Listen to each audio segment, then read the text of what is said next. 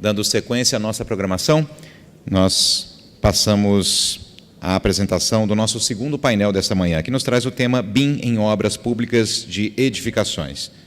Para ministrar a primeira palestra deste painel, com o tema Benefícios do uso do BIM na licitação e projeto do Centro René Rachou, Fiocruz, convidamos ao palco a arquiteta e urbanista formada pela Universidade Federal do Rio de Janeiro, mestre e doutora em Engenharia Civil pela Universidade Federal Fluminense, tecnologista em saúde pública na Fundação Oswaldo Cruz, tem experiência na área de arquitetura e urbanismo, com ênfase em planejamento e projetos da edificação, atuando principalmente nos seguintes temas: coordenação de projetos, desenvolvimento de projetos e BIM.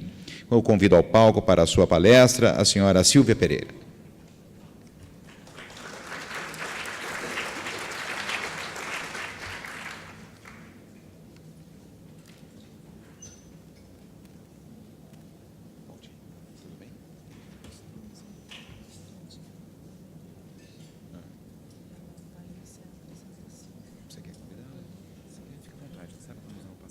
Sim, obrigada. Bom dia a todos. Agradeço o convite do professor Toledo e eu gostaria de convidar a Ana Paula Medeiros, arquiteta, colega de trabalho, para fazer a apresentação inicial para a gente.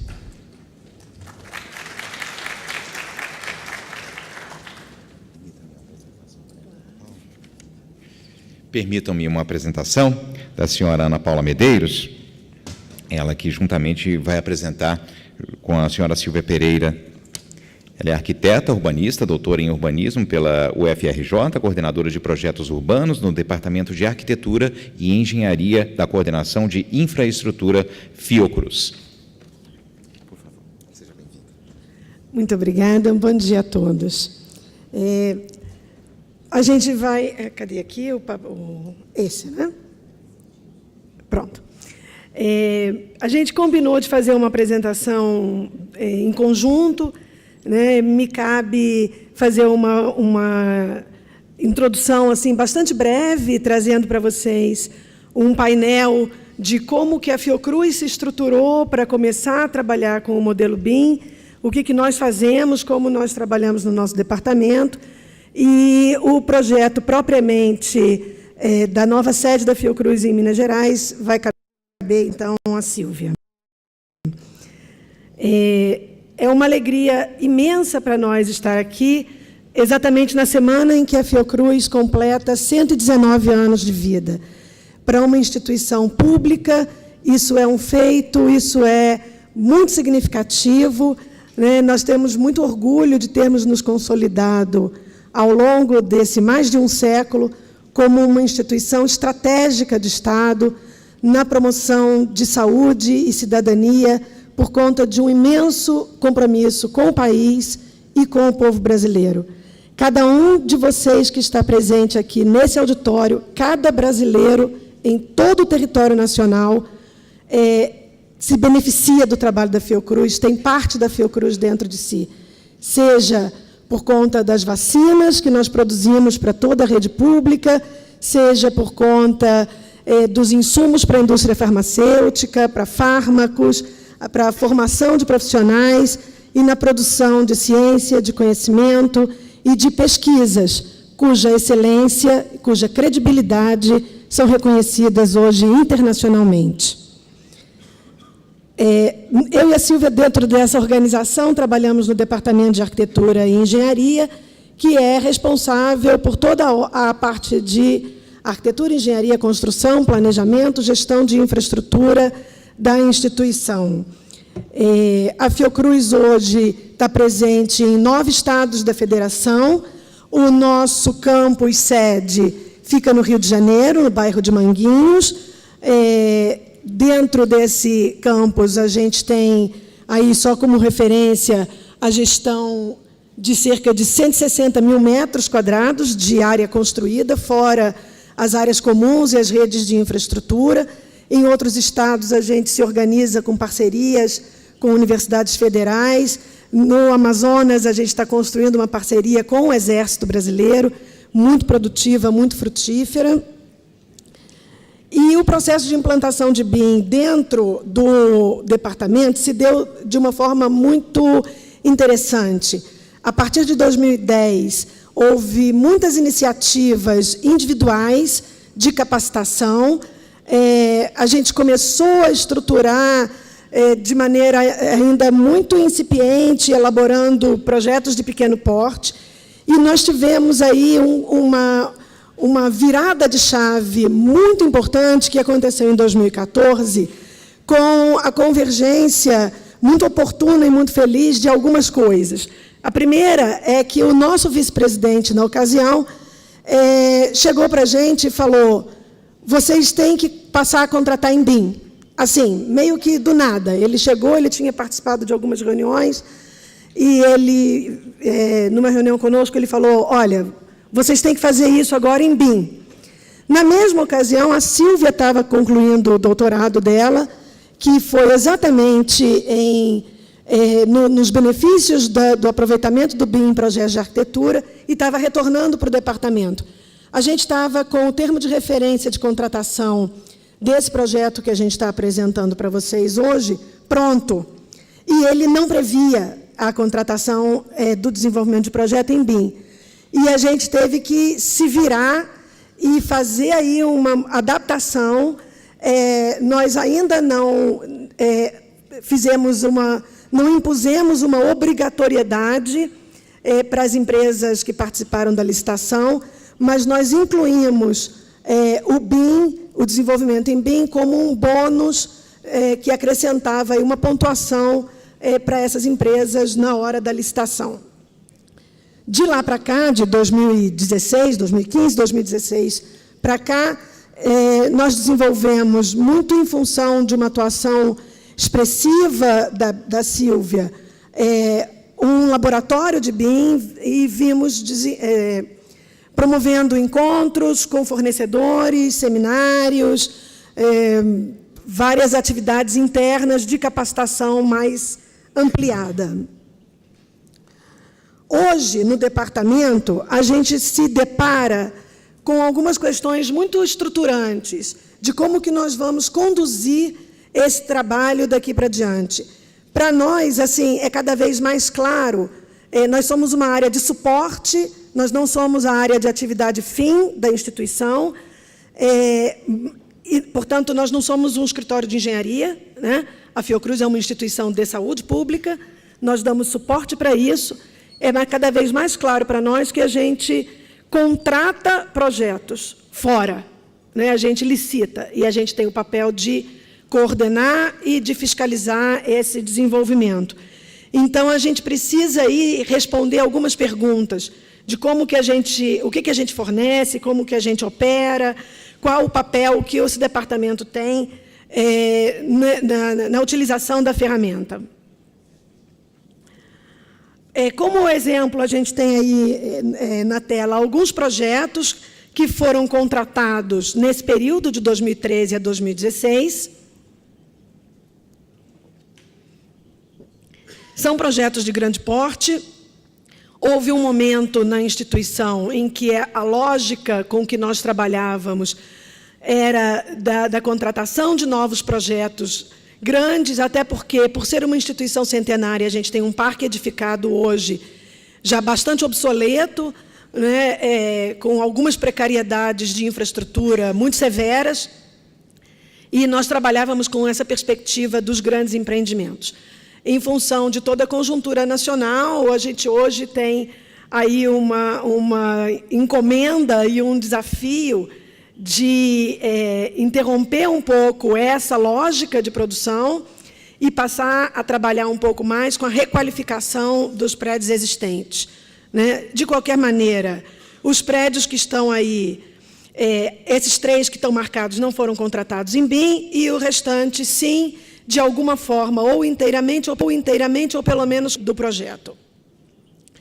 O nosso modelo de trabalho dentro do departamento parte de algumas premissas que são comuns a todos os projetos, especialmente os laboratoriais, né, que são baseadas em flexibilidade, quer dizer, trabalho com plataformas, em setorização, que é você ter bem claros os espaços de laboratório e de apoio, de você priorizar espaços colaborativos, de convívio, espaços em que é propiciada e incentivada a cooperação, requisitos de sustentabilidade. Então, a gente trabalha com edifícios certificados, não apenas pelo Procel, que é obrigatório, a gente utiliza bastante a certificação Aqua, e, evidentemente, a nossa premissa mais recente é a de modelagem em BIM.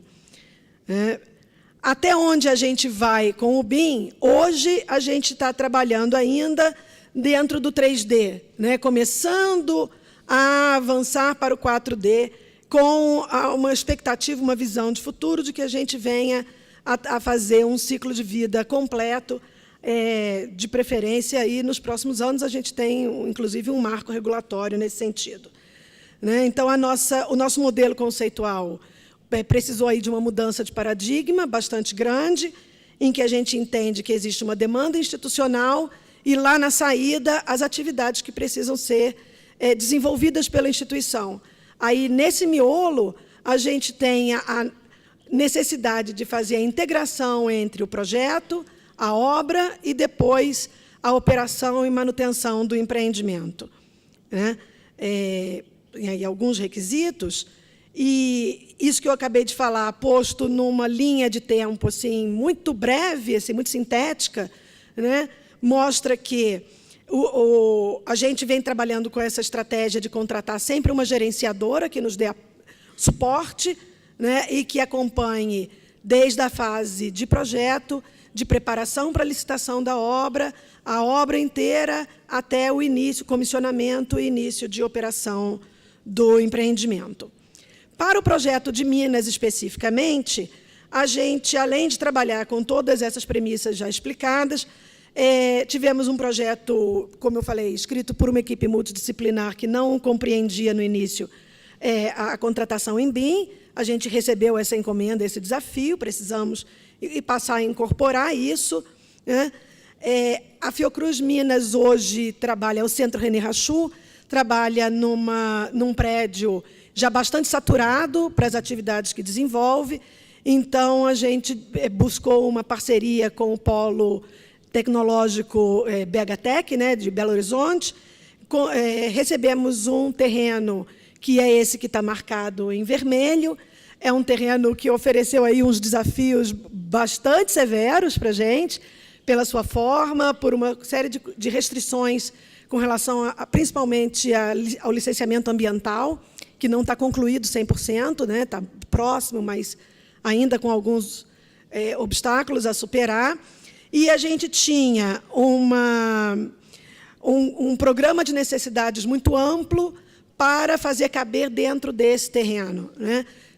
No total, o projeto contempla 48.600 metros quadrados de área construída, e aí a gente vê a complexidade das instalações envolvidas. Quando, o dia que conseguirmos licitar a obra e esse prédio passar a funcionar, a expectativa é de que ele abrigue uma população de 1.500 pessoas.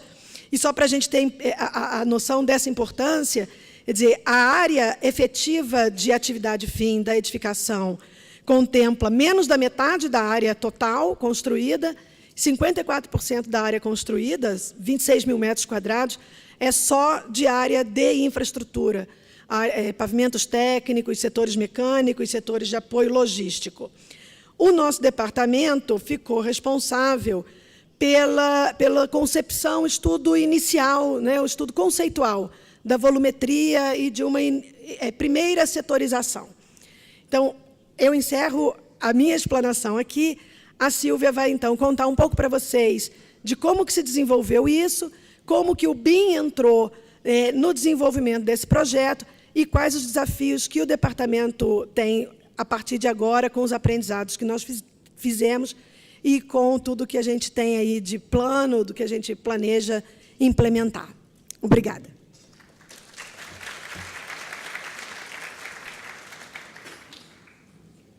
Bom, então, gente, eu vou falar um pouquinho do projeto e como o fato da gente ter contratado em BIM tornou até o envolvimento de todos os intervenientes e facilitou até o modelo de comunicação entre todos os envolvidos e quais os benefícios que essa metodologia trouxe para esse projeto. É um projeto de grande complexidade, envolve laboratórios, biotérios, também áreas para coleções, todo um setor acadêmico, um setor administrativo voltado também para o funcionamento desses laboratórios. E, nesse bloco principal, a gente tem, para cada pavimento de biotério ou laboratório, a gente tem um espaço técnico que para abrigar todos os equipamentos e todas as instalações de maneira confortável, inclusive para poder viabilizar uma manutenção mais efetiva e eficiente das instalações. Tem, nesse núcleo menor, a circulação, o núcleo de circulação vertical, e o núcleo do setor acadêmico, setor administrativo. Além disso, a gente tem uma biblioteca e um auditório nesse primeiro pavimento.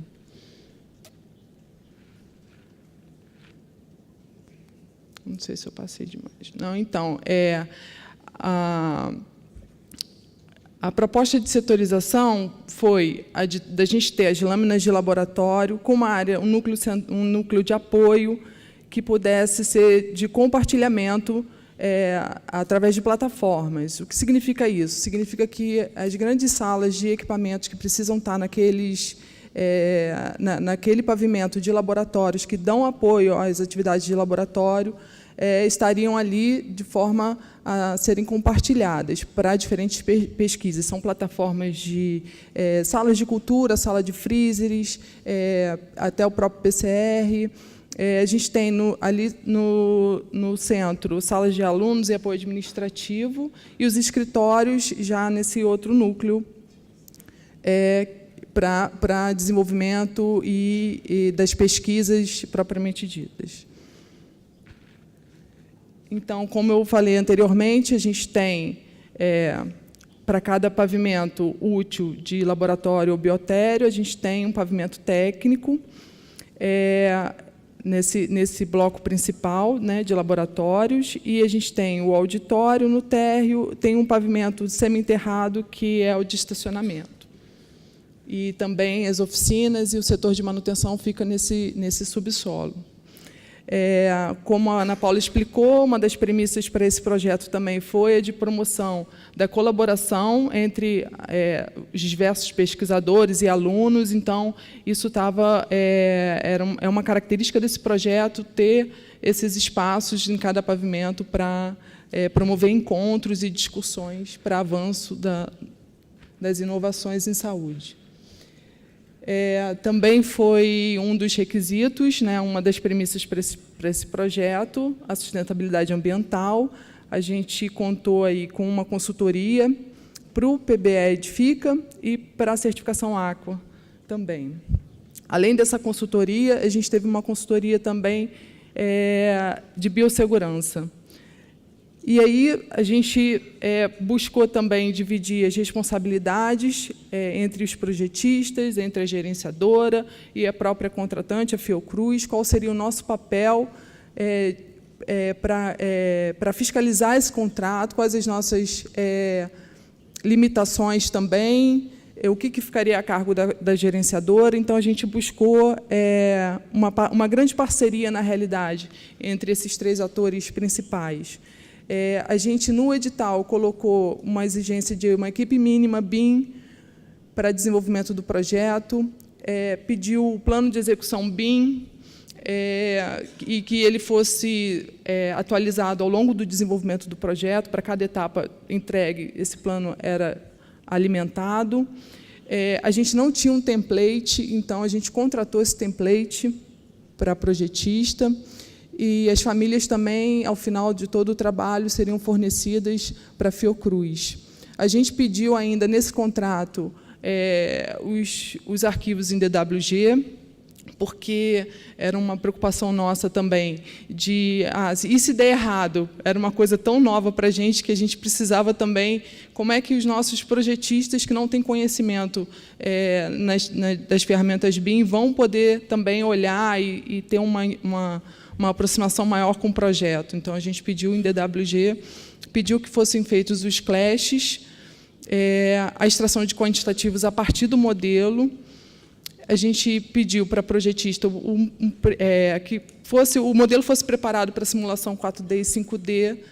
Pedimos o projeto dividido nas fases, de maneira tradicional, estudo preliminar, anteprojeto e projeto executivo, mas a gente referenciou o caderno BIM de Santa Catarina, importante porque nós não tínhamos um caderno BIM, e é realmente uma lacuna para a gente, inclusive até hoje, a gente ainda está elaborando. Para o gerenciamento também precisava ter uma equipe mínima BIM. O gerenciamento forneceu um GED para a gente. A simulação 4D e 5D deveria ser feita pelo gerenciamento para que depois fosse validado pela construtora, que ganha essa licitação. A gerenciadora fazia a checagem dos arquivos e elaborava relatórios.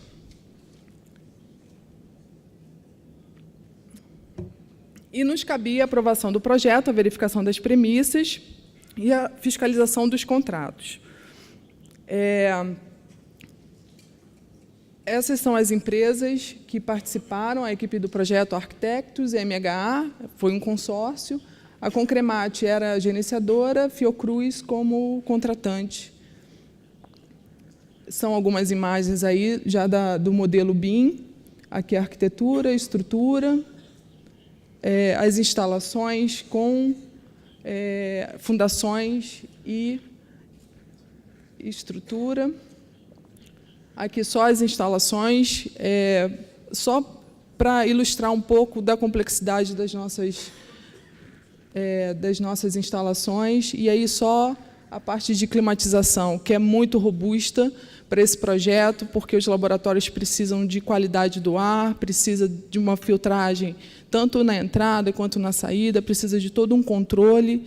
Então, realmente foi um desafio muito grande, porque, além da gente contratar em BIM de uma forma assim, muito repentina, a gente ainda precisou buscar no mercado pessoas que tivessem conhecimento muito bom na área de laboratório, na área da pesquisa. E aí mais algumas imagens.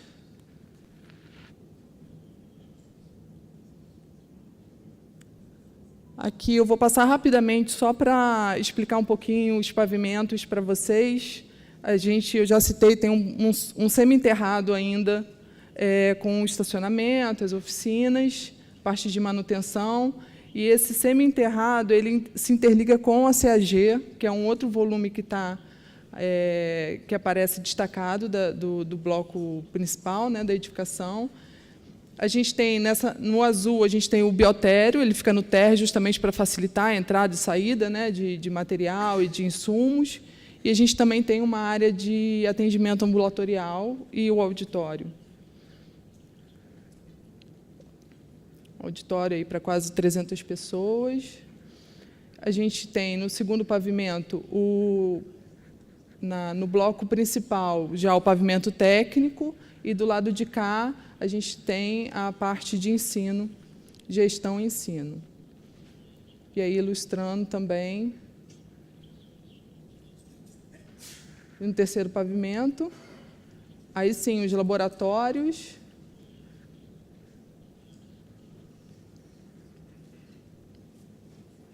e os espaços de convivência para cada pavimento, para que haja também essa troca de informações. A gente tem um outro pavimento técnico,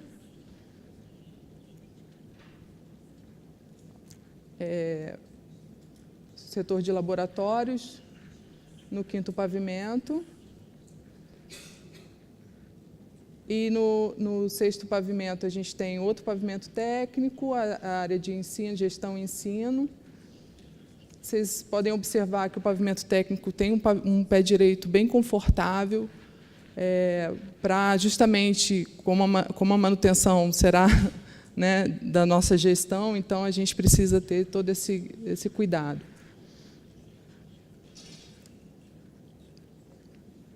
No 7º pavimento, a gente tem, inclusive, um laboratório, que é um NB2 e um NB3. Esse é nível de biossegurança 3. Então, já no pavimento técnico, a gente tem todo o sistema de climatização separado dos demais laboratórios. Então, é bem específico, inclusive, esse sistema está biocontido, ele tem quase que uma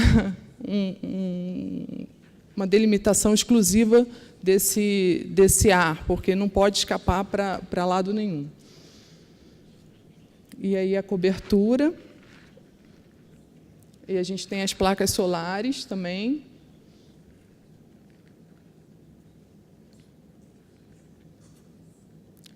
Bom, e a gente está em que momento? A gente encerrou, né, a fase de projeto executivo. O projeto executivo está entregue, a gente está na fase de licenciamento.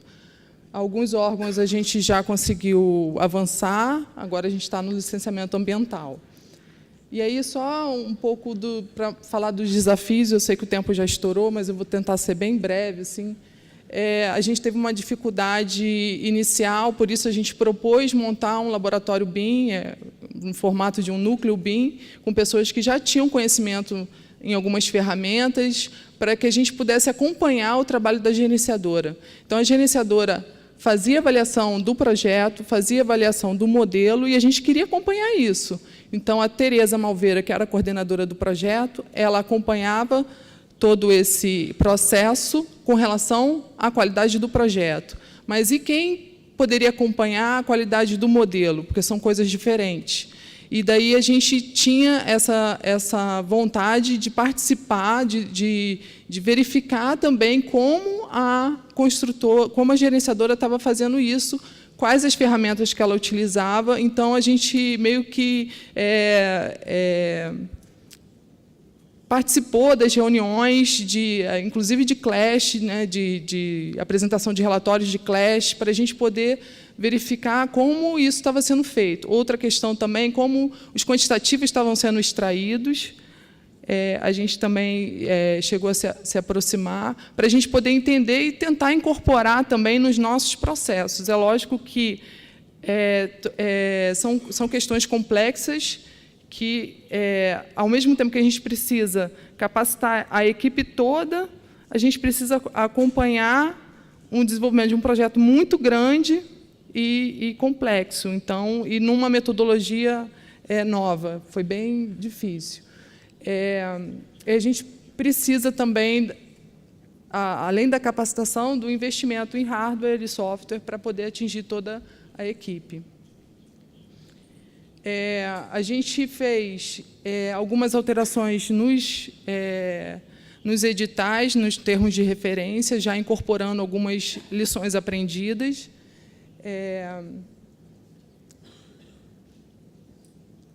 A gente já... esse aqui é o plano de execução BIM apresentado pela empresa, e o que a gente, na realidade, quer fornecer nas novas contratações? O nosso template de plano de execução BIM, para que a gente possa receber as informações de uma maneira padronizada, e não cada empresa apresentando um roteiro diferente de plano de execução BIM.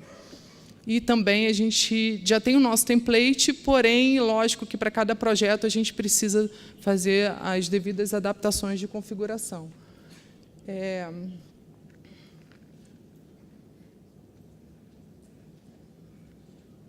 Os critérios também para habilitação das empresas, a gente passou a exigir que a empresa tenha feito, realizado, né, desenvolvido trabalhos em BIM, projetos em BIM, mas a gente vai dar um bônus também, aí um sistema de pontuação para o profissional que já tiver desenvolvido, não é uma exigência para o profissional, e sim somente para a empresa. Daí a gente entende que a gente enxerga muito o 3D ainda nesse produto que a gente recebeu, mas é claro que os benefícios são imensos. Desenvolver esse projeto que é de alta complexidade, já falei, né? E a forma como ele foi compatibilizado nos garante, nos cria uma expectativa de ter uma obra muito melhor, uma obra que tenha muito menos aditivo. A gente acredita nisso, né? Porque a gente, na realidade, fez uma pré-construção. E está ali, você enxerga que realmente uma instalação não está passando por cima da outra. É lógico que tem clashes que são aceitáveis, a gente tem os limites também. Só que muita coisa a gente conseguiu já resolver no projeto. Então, a gente tem essa expectativa de ter uma vantagem muito, muito boa, assim, na hora da obra. E para uma instituição pública, lógico que o custo dos aditivos é uma coisa assim, que é relevante. Ninguém quer ter aditivo, mas o prazo importa muito, né? Acho que o prazo, na hora que você encontra uma interferência na obra, é muito mais caro, assim, em termos de prazo, do que... E aí, para o nosso departamento, sempre são essas questões que nos, né, de infraestrutura mesmo para a implantação real do BIM, né? A gente precisa de uma rede para receber bem esses modelos, né? Agora a gente está contratando nuvem de pontos, então são arquivos imensos para as-built, então a gente precisa também da segurança da informação. A gente precisa estabelecer os critérios de uma forma muito objetiva para avaliar os projetos e também avaliar os modelos, conforme eu falei, são coisas diferentes. E a gente está buscando também configurar algumas regras para verificação automática. A gente está nessa luta aí esse ano para rodar algumas regras e produzir avanços aí para a fiscalização desses contratos. É isso, gente. Peço desculpas aí pelo...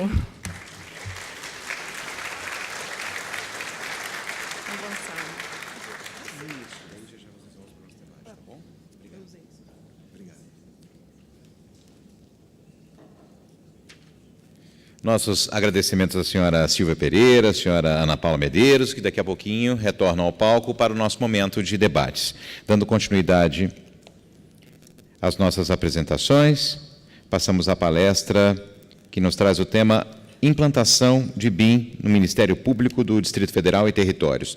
Para tanto, eu convido o bacharel e licenciado em Química pela UNB, especialista em desenho e projetos pela EEAR, Aeronáutica, pós-graduando em Desenvolvimento e Gerenciamento de Projetos, em BIM, BIM Manager, técnico em Mecânica Industrial pela ETFPE, atualmente é servidor do Ministério Público do Distrito Federal e Territórios, lotado na Secretaria de Projetos e Obras. Trabalhou por 14 anos como especialista em desenho e projetos e instrutor no comando da Aeronáutica, no 6º Serviço Regional de Engenharia. O senhor Wagner Martins de Lima.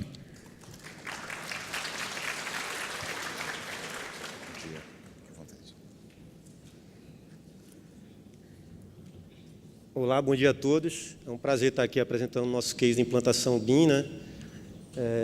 Eu espero que a gente possa ajudar os demais órgãos aí na implantação. Realmente é uma difícil missão fazer essa implantação, não é fácil. Depois dessa nossa divulgação aí, vários órgãos têm entrado em contato com a gente, várias universidades estão querendo implantar, órgãos públicos, governo do Estado do Rio de Janeiro, já demos um apoio já a eles. Não poderia deixar de agradecer à minha chefe, a Graziela, da arquitetura, que me confiou essa missão, aos meus amigos de implantação do MPDFT, que não é fácil, e também ao professor Eduardo Toledo, que me fez o convite. Professor, muito obrigado. Enfim, o tempo é curto, vamos lá, né? Eu vou apresentar aqui o nosso case, que foi o nosso primeiro projeto 100% BIM, né? Arquitetura, estrutura e sistemas prediais completo. Vou mostrar um pouco do desenvolvimento dos templates, quantificação e compatibilização. Vou apresentar rapidamente a estrutura da Secretaria de Projetos e Obras, do MPDFT, cuja missão é projetar, construir e manter as edificações do MPDFT em harmonia com os padrões de segurança, de economicidade e de conforto ambiental. Atualmente a SPO possui 54 servidores, temos a secretária de projetos, que é a Regina Cabral, secretária adjunto, que é o Weiner, e dividido nas subsecretarias de arquitetura, fiscalização e obras de reformas, orçamento, manutenção, projetos de manutenção de sistemas eletromecânicos. Ou seja, vocês podem ver que a gente trabalha com todo o ciclo de vida da edificação. A gente faz o projeto, a gente fiscaliza a execução e a gente também faz a gestão da operação. A nossa equipe técnica da implantação BIM é composta por mim, pelos meus amigos Ailson, Carlos e Eliel. Temos uma equipe de projeto de implantação, tivemos a primeira, estamos na segunda, treinando a segunda equipe. E temos a equipe de integração e adequação de projeto, que é composta pelos chefes de cada setor, onde a gente discute qual é o melhor software que a gente vai adotar e quais as melhores ações a serem tomadas. Então, isso vai depender de cada órgão, né, pessoal? Tem órgão que só fiscaliza suas obras, contrata seus projetos. Então, provavelmente, com certeza, vai ter um plano de implantação BIM diferente. O nosso, como a gente faz tudo, a gente resolveu fazer a implantação BIM e adotar por todo o ciclo de vida. Bem, quando eu comecei a implantação BIM no MPDFT, eu comecei a me aprofundar, né, e procurar normas, entender melhor como fazer das coisas. Nós já estamos muito bem servidos de vários manuais da ASBEA, da CEBIC, da Autodesk, vários artigos publicados, só que a maioria deles fala muito bem o que fazer. Agora, como fazer, dificilmente vocês vão achar por aí. E, na época, eu me deparei com esse cenário aqui no BIM no Brasil. Mas, nos órgãos públicos, né? O BIM é como sexo na adolescência. Todo mundo fala sobre isso, ninguém entende realmente como fazer, todo mundo pensa que os demais estão fazendo, então todos dizem que também estão fazendo. Era mais ou menos isso. Comecei a procurar, comecei a ir atrás e não achava nada como fazer. Então, a partir daí, partindo desse sistema aí, eu pensei, como é que eu vou resolver esse problema? São vários manuais, várias normas, muito complexos. Então, a nossa implantação é baseada nesse princípio aí, nessa premissa básica. Menos é mais. Vamos começar devagar, vamos aprofundar, que a gente chega lá. Então, a primeira premissa, simplificar. Fizemos um plano de implantação e um plano de execução bem básicos, obviamente. Depois, à medida que nós fomos entendendo os processos, entendendo como é que funcionavam as classificações, aprofundando no assunto, conhecendo mais softwares, a gente foi atualizando esses planos de implantação, como a colega colocou bem agora aqui, da Fiocruz. E um conselho que eu dou também, a última premissa, ler e aprender com seus pares. Quem realmente está na labuta ali no dia a dia, implantando, sofrendo, passando pelos problemas. Então, é importante a gente conversar com esse pessoal que está implantando, entender como fazer, a gente aproveitar ideias feitas, não reinventar a roda. Agora, tomando cuidado para não ficar refém. A gente também não pode adotar cegamente uma solução de um outro órgão para nossas vidas, porque às vezes pode não funcionar. Então, partindo dessas premissas aí, eu tracei a seguinte estratégia de implantação. Eu decidi que no nosso plano de implantação a gente ia utilizar o menor número de aplicações possíveis, diminuindo custos de aquisição, custo de treinamento e de interoperabilidade. Para vocês terem ideia, a gente tem problema de interoperabilidade entre os mesmos fabricantes. Tem um fornecedor de vários softwares e a gente tem problema dentro do mesmo fornecedor. Imagina fornecedores diferentes, né? Aproveitar habilidades BIM e softwares e processos que nós já tínhamos, ou seja, já utilizávamos o TQS, utilizávamos outros softwares que não são BIM, mas que auxiliam a gente no dimensionamento dos projetos, o Easy Power, o Dialux, o Hydrus, o RAP, o Excel, foi utilizado para a gente. Introduzir as novas habilidades e novos softwares, mais uma vez, à medida que a gente fosse entendendo esses processos. Então, agora que a gente está introduzindo, na nossa segunda fase da implantação, o QI Builder, que a gente entende que realmente é melhor que o Revit para instalações. A opinião minha, alguém pode ter opinião diferente. Mas a gente queria provar também que é possível fazer o projeto em qualquer software. Vocês vão ver mais à frente que nossa primeira fase da implantação foi desenvolvida totalmente em Revit e em TQS, com o 4D no Navisworks. Aprofundar e introduzir as normas e classificações. Essa é a parte mais difícil para quem está começando. Você vai fazer um plano de implantação BIM, se você começar a falar em classificações lá no início, se antes entender o processo de modelagem, de quantificação, de extração de dados, você não vai sair do lugar. É uma parte bem complexa, difícil, cada órgão vai trabalhar de uma maneira, mas é necessário, é muito importante. Então, depois que a gente começou a modelar e desenvolver o projeto completo, a gente passou a consolidar, né, o nosso LOD, melhorar o nível de detalhamento dos projetos, colocar as classificações, a gente optou mais pela Omniclass, mas tem outras, e atualizando de acordo com as NBRs. Diferenciais da nossa implantação. Eu acho que os grandes diferenciais da nossa implantação a consultoria e gestão interna foi feita por servidor, a gente não contratou consultoria, eu desenvolvi todo o plano lá, poderia ter se contratado, se não tivesse ninguém que tivesse o conhecimento básico, é importante contratar, é necessário ter uma consultoria. Então, assim, a equipe de implantação também nossa é toda composta por servidores, só da SPO também, a gente não contratamos ninguém. E os cursos internos, eu já ministrava vários cursos, então também ministrei para as equipes de Revit, Architecture, Map, Structure e desenvolvimento das famílias parametrizadas. Esse é o pulo do gato, para dominar a modelagem, pelo menos no Revit. Se você não tiver uma pessoa qualificada em famílias parametrizadas, realmente o processo fica bem difícil. É como lá nos primórdios do AutoCAD. A gente quase não achava bloquinho, só que os bloquinhos que eu costumo falar do BIM são bloquinhos mais espertos, mais inteligentes. Então, entra uma série de informações associadas, né? Com isso, a gente conseguiu um custo de implantação BIM de 2012 a 2018 em torno de 800 mil. A gente conseguiu baratear em muito o nosso custo de implantação. Adquirimos 33 licenças da Autodesk, já tinham adquirido quando eu cheguei no órgão, por isso que eu resolvi, igual o colega do DENIT aí, que falou que já tinham adquirido, eu resolvi abarcar a ideia e comprar a briga que a gente ia projetar com o Revit, nesse primeiro momento. Só comparando com o custo de implantação BIM do Exército, foi muito mais robusto que o nosso, eles gastaram em torno de 8,5 milhões de reais. Isso em 2 anos, só que eles adquiriram 145 licenças e treinaram mais profissionais que a gente. Mas trazendo os números deles para os nossos números de MPDFT, 33 licenças e treinamentos semelhantes, eles teriam gasto em torno de 2,8 milhões. Ou seja, a gente conseguiu economizar aí um pouco mais de 2 milhões, 1,540 mil só em consultoria para desenvolver o plano de implantação BIM, as famílias e o piloto compatibilizado. Isso segundo dados do pregão deles. Vou falar um pouquinho agora da parte prática do desenvolvimento dos nossos templates, dos nossos projetos. Quando eu cheguei no órgão, tínhamos a suíte Autodesk, mas não tínhamos nenhum plano de implantação. Então, vou resolver o problema, vou começar a desenvolver o plano de implantação. Nesse meio tempo, eu comecei a desenvolver o template de arquitetura por conta própria sozinho.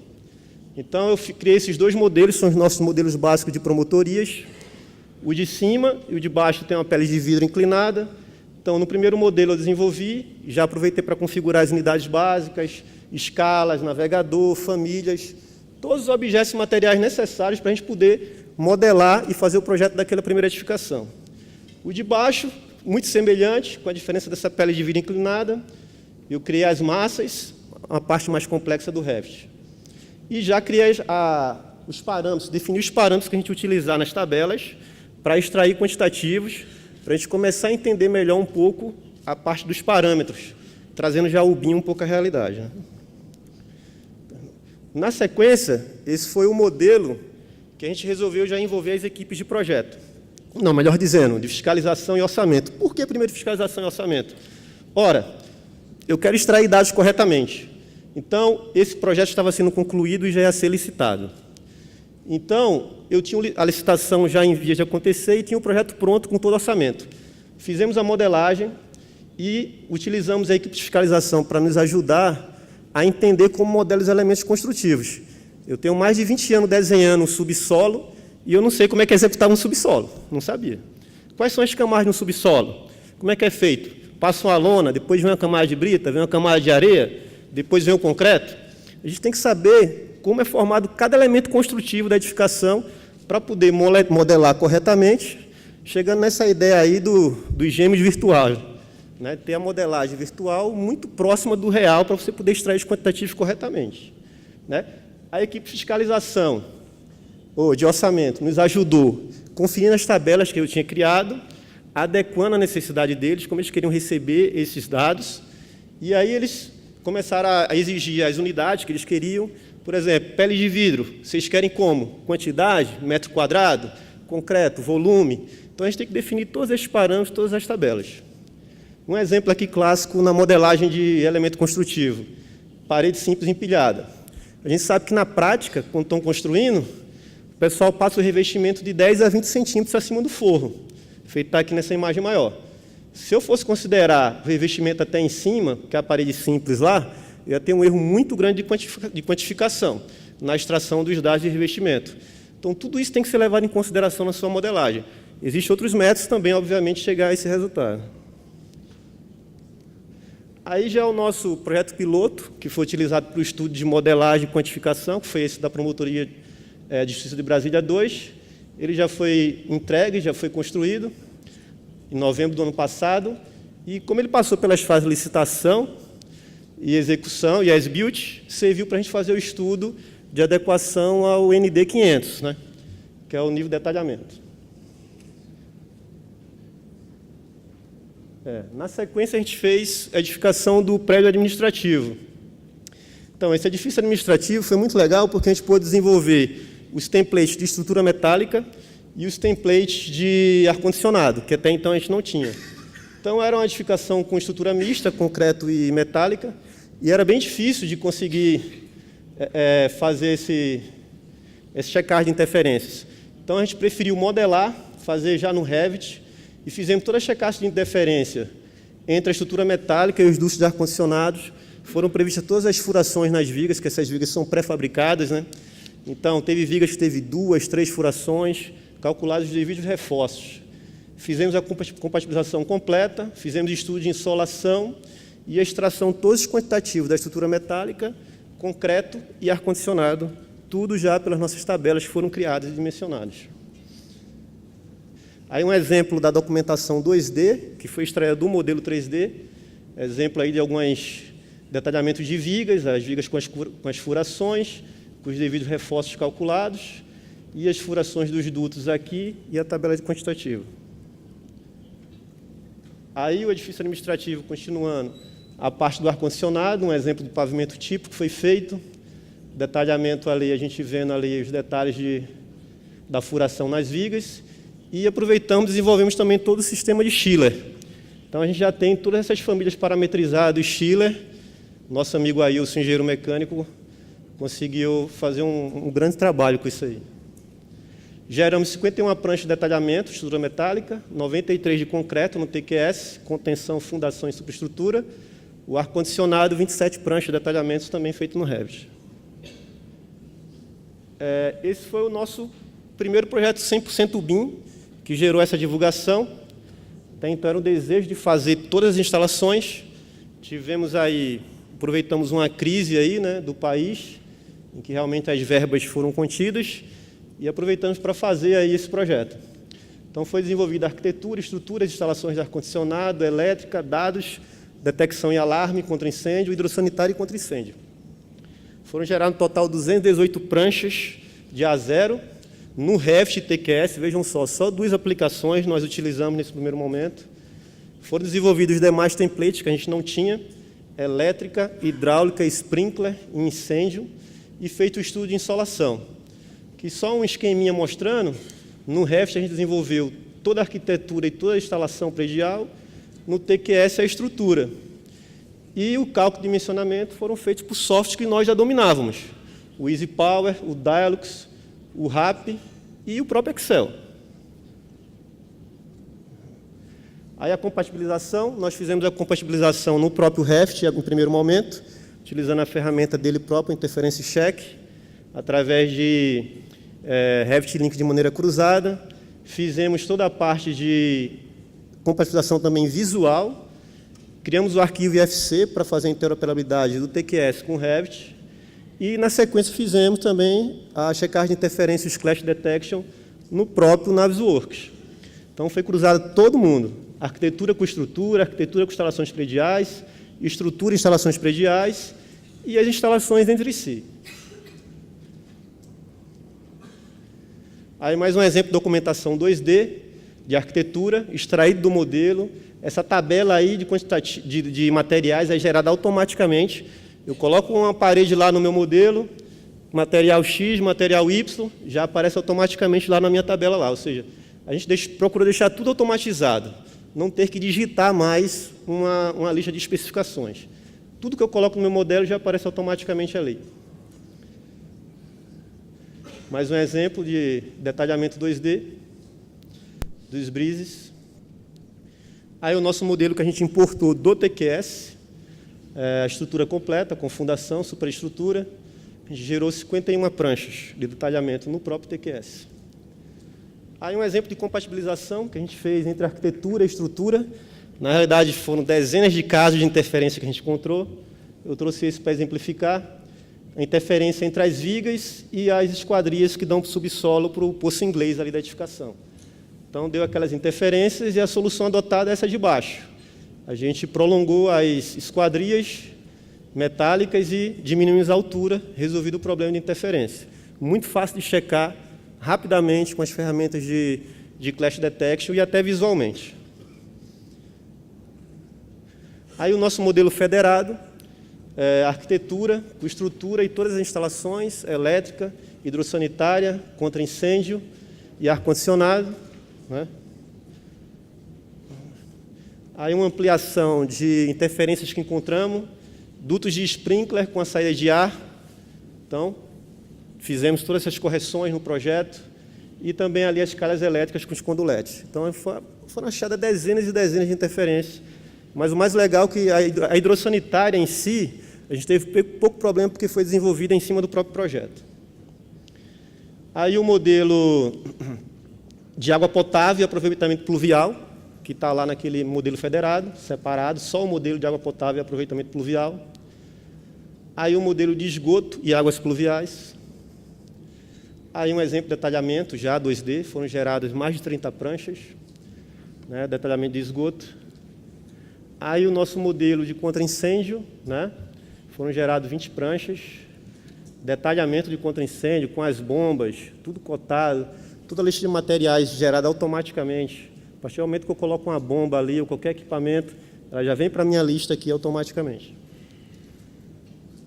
Detalhamento também, né? A parte aí das caixas. Aí o nosso modelo 3D de ar-condicionado. Detalhamento 2D também da prancha de ar-condicionado.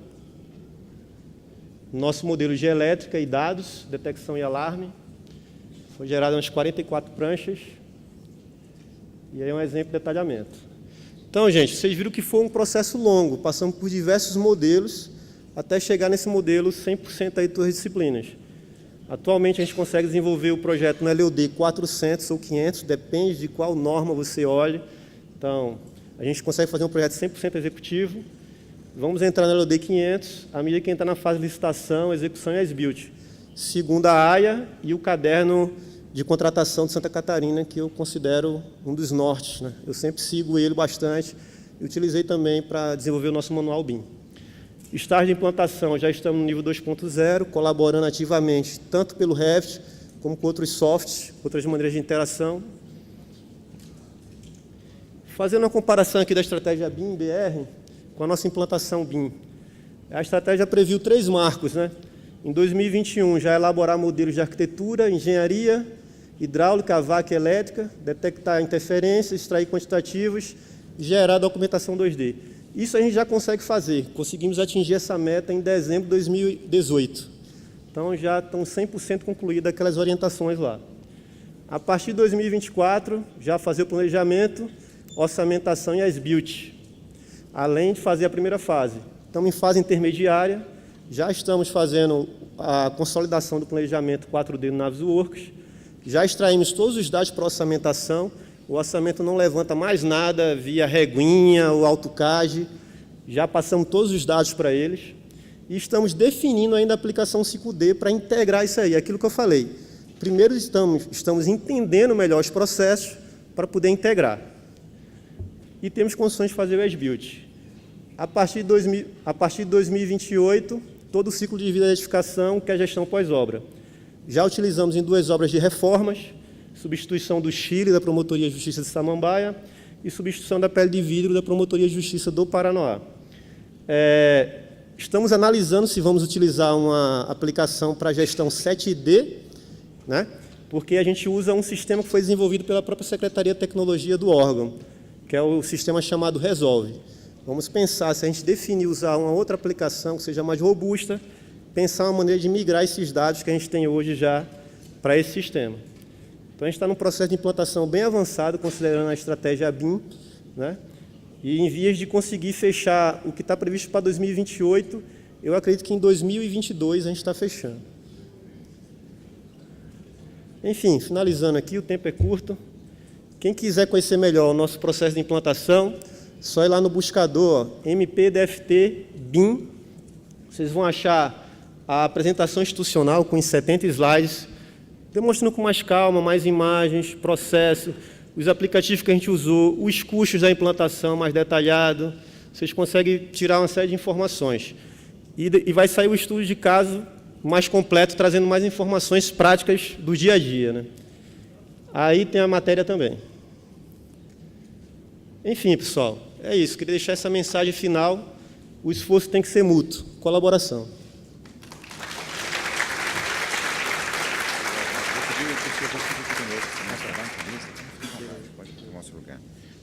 Muito obrigado ao senhor Wagner Martins de Lima.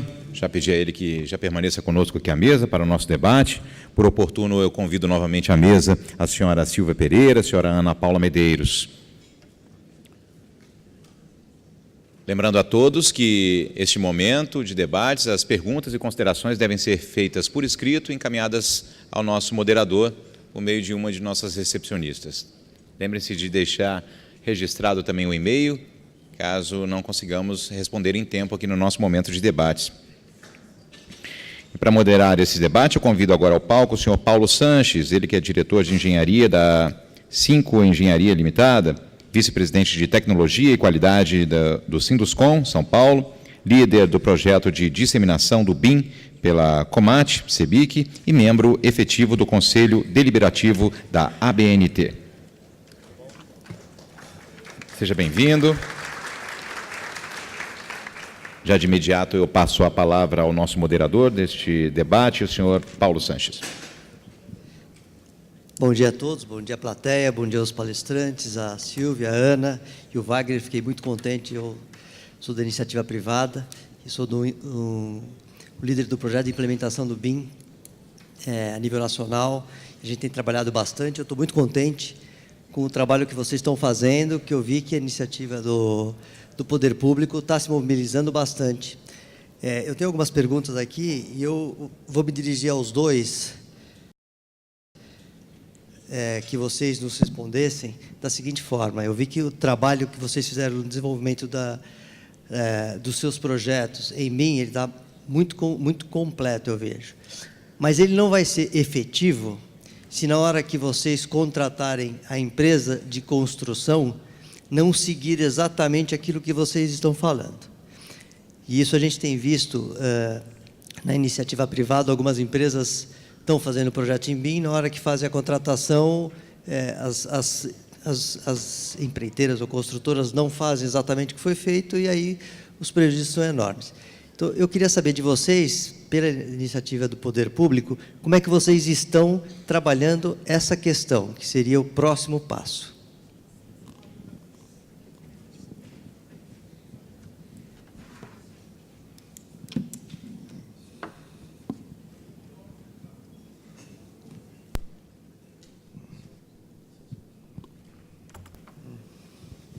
Bem, então, o nosso plano de implantação BIM, que não deu para mostrar aqui, é bastante extenso, né? Já adaptamos bastante. A gente prevê disseminação também dos nossos conhecimentos, do que a gente vai adquirir. A gente fez um plano de execução, nós temos nosso plano de execução, parecido com o que foi apresentado aqui com o da Fiocruz, que foi contratada, dizendo as características, né, para essas entregas, para as entregas de todos os nossos projetos, como a gente quer, embora a gente, na realidade, nós façamos nossos projetos, elaboramos nossos projetos, a gente vai ter uma série de checagem, a gente espera trabalhar junto com a construtora, através do nosso planejamento 4D, acompanhando isso diuturnamente, com nossa equipe de fiscalização, né? A nossa equipe de fiscalização também está sendo treinada para isso, A gente espera ter tablets, computadores na obra, acompanhando isso diariamente, para a gente possa fazer até a liberação dos pagamentos de uma maneira mais precisa e efetiva, de acordo com o que realmente foi executado, e não muito no olhômetro, era feito antigamente, em muitos casos. Então, a gente está trabalhando nesse sentido, de ter um plano de execução bem amarrado e ter nossa equipe de fiscalização treinada, né, para cobrar bem ali no dia a dia da construtora. Só uma observação. Tudo bem, você fez o projeto, depois agora você está fazendo a execução. Mas a contratação, o diferencial é a contratação. Você entende? Porque se você não fizer uma contratação que seja de uma forma em que a empresa tenha conhecimento do projeto e depois ela garanta que vai executar exatamente aquilo que você desenvolveu, modelou e planejou, não vai funcionar. Você pode estar lá fazendo a fiscalização, mas se o cara não utilizar, não funciona. Isso aí também é a contratação. No nosso plano de execução também está previsto algumas orientações para a equipe de licitação. Então, provavelmente vai ficar uma equipe mais robusta, vai ter que ter o pessoal da equipe BIM para analisar as empresas, né? Isso vai estar previsto no edital, obviamente, vai ter uma pontuação, acredito. Estão estipulando ainda algumas coisas, estamos discutindo ainda algumas coisas. E vão tentar contratar e escolher a empresa que melhor se adeque ao que a gente prevê no edital, né? Tá bom. Só para contribuir um pouco, basicamente são as mesmas questões. A gente abre muito para discussão interna, inclusive do laboratório e também dos gestores, para a gente definir como a gente vai pedir essa construtora, né? Como é que a gente vai habilitar essa construtora. Porque a gente tem todo o projeto desenvolvido em BIM, tem todos os benefícios que já foram desfrutados ali na fase de projeto, e se a construtora não tiver assim, capacidade com um corpo técnico também para usufruir desses benefícios, aí a gente está meio que... Então, aí você esbarra no problema público. No setor privado, então, a gente tem ferramentas que você possa fazer isso. Como é que o setor público está se preocupando para fazer isso? Então, a gente tem como discussão também a inclusão dessas exigências de uma equipe mínima de BIM na construtora. A construtora tem que ter esse conhecimento e aí a gente tem que escrever isso muito bem, para que a gente possa realmente cobrar isso. Né? Não, e depois não ter problema do Ministério Público falar que vocês estão direcionando alguma coisa do tipo. Não, é complicado, é bem complicado. A gente não pode limitar, mas, ao mesmo tempo, a gente... Esse é o problema, exatamente. Você está com uma baita tecnologia, na hora que você vai fazer a licitação, se você colocar na vala comum, você vai perder todo o seu trabalho. Essa é a minha questão que eu gostaria de levantar para vocês e imagino para todo mundo aqui. É uma questão justificável também. A gente tem uma dificuldade também, por exemplo, agora que a gente tem um modelo, a gente está fazendo uma reforma. Como é que a gente vai atualizar esse modelo? A construtora que vai fazer essa pequena reforma, ela vai receber esse modelo para poder atualizar, fazer o as-built? Então, a gente tem toda essa questão. Inclusive, a gente vai entregar o modelo inteiro ou a gente vai entregar só o trecho que ela está atuando? Como é que a gente vai fazer esse as-built? É por escaneamento a laser ou não?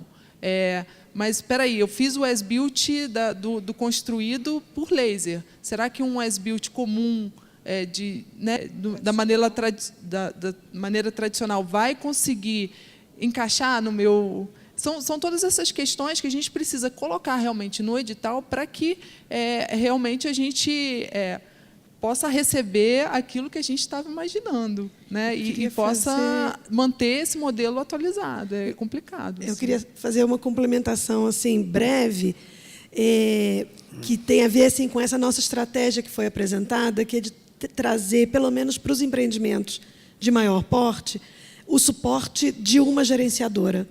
Né? Porque, como a gente viu num dos slides, o que a gente espera é que essa gerenciadora acompanhe não só a fase de projeto, mas nos ajude, inclusive, a montar a licitação da obra. Tá. E aí, com isso, nos ajudar a qualificar os requisitos necessários para que a construtora ou as construtoras que venham a participar da licitação possam estar habilitadas a executar a obra em conformidade com o projeto, né, da melhor forma possível. Então, a gente acha que essa gerenciadora tem um papel estratégico. Agora, nas obras de menor porte, de requalificação, né, dos edifícios já existentes, aí é exatamente como a Silvia falou. A gente, de fato, tem ainda algumas dúvidas, inclusive porque, pelo menos do ponto de vista da experiência da Fiocruz, a gente já conseguiu avançar razoavelmente bem na questão do projeto, mas nós ainda não temos a experiência de executar obras com a metodologia BIM. Então, isso é um aprendizado ainda que nós vamos ter pela frente. E aí você vai realizar exatamente tudo aquilo que você investiu nesses anos todos que eu estou vendo vocês fazerem isso aqui. Bom, essa era uma questão que tinha, eu estou vendo, nós estamos um pouco adiantados da hora. Eu queria agradecer a presença de vocês, estou muito feliz. Eu acho que acrescentou bastante de todo o trabalho, que é um trabalho que vocês fizeram, que mostra exatamente a valia da ferramenta BIM para a execução de projetos e depois essa parte de obras. Tá bom? Muito obrigado, hein?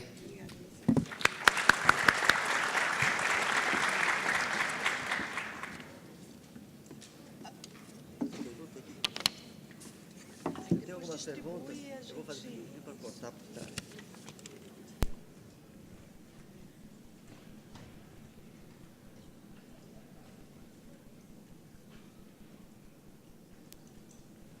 Muito obrigado aos nossos painelistas, nosso moderador.